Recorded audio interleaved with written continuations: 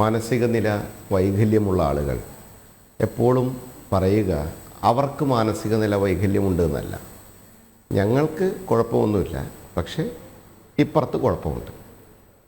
അതിൻ്റെ അർത്ഥം നമുക്ക് എല്ലാവർക്കും, അല്ലെങ്കിൽ അവർ കാണിക്കുന്ന ഡോക്ടർക്കും അവരെ കൊണ്ടുപോയ ആളുകൾക്കൊക്കെ അറിയാം മാനസിക നില വൈകല്യമുള്ളത് ഈ പറയുന്ന വ്യക്തിക്കാണെന്ന്. കമ്മ്യൂണിസ്റ്റ് മാർക്സിസ്റ്റ് പാർട്ടിയും കോൺഗ്രസ് സംഘടനയും ഈ മാനസിക വൈകല്യം അഭിനയിക്കുന്ന ആളുകളാണ് ഈ തീവ്രവാദ രാഷ്ട്രീയ സംഘടനയുടെ അക്കാര്യത്തിൽ. ഇവർ പല സ്ഥലത്തും കോൺഗ്രസ്സാണ് പകല്, ഇവർ പല സ്ഥലത്തും കമ്മ്യൂണിസ്റ്റാണ് പകല്. രാത്രിയുടെ മറവിൽ വാളും വെട്ടൂത്തിയുമായി എടുത്ത് മനസമാധാനം നാട്ടുകാരുടെ കളയുക എന്നുള്ളത് ഒരു ദൗത്യമായിട്ടെടുത്ത് അതിനെ ശിരസാ വഹിച്ച് മുന്നോട്ട് പോകുന്ന രാഷ്ട്രീയ സംഘടനയാണ്. സേനാപതി വേണു പറഞ്ഞു, ജനാധിപത്യത്തിൻ്റെ കഥയൊക്കെ പറഞ്ഞു. സേനാപതി വേണു ജനാധിപത്യം എന്ന് നാഴികക്ക് 40 വട്ടം പറഞ്ഞിട്ട് കാര്യമില്ല.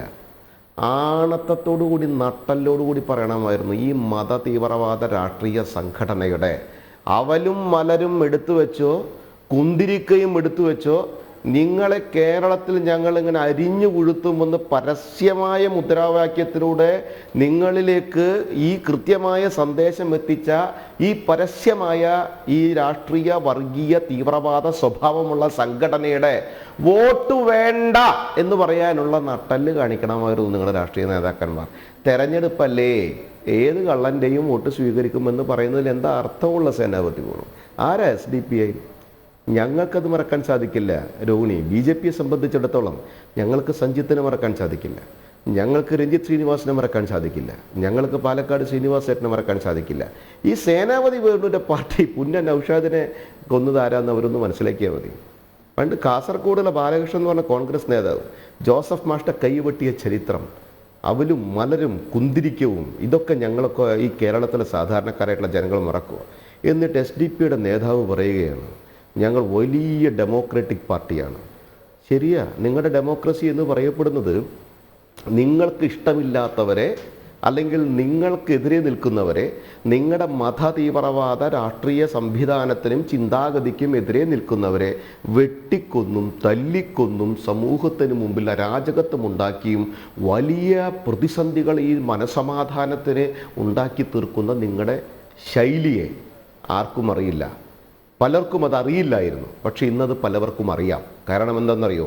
പരസ്യമായി നിങ്ങളുടെ കച്ചവടം നിങ്ങൾ തുടർക്കുകയാണ്. എന്ത് വ്യാപാരം? തലച്ചോറിനെ വെട്ടിവീഴ്ത്തുന്ന വ്യാപാരത്തിൻ്റെ കച്ചവടം. അപ്പം നിങ്ങളൊരു കാര്യം മനസ്സിലാക്കേണ്ടത്, ഈ സേനാപതി വേണുവും സേനാപതിയുടെ നേതാക്കന്മാരൊക്കെ മനസ്സിലാക്കേണ്ടത്, ഇവരുടെ മാതൃസംഘടനയായിട്ടുള്ള PFI അതിനെ 100% നിരോധിച്ചിരിക്കുക. എന്തിൻ്റെ അടിസ്ഥാനത്തിലാണെന്നറിയോ? അവരുടെ ചെയ്തികളുടെ അടിസ്ഥാനത്തിൽ.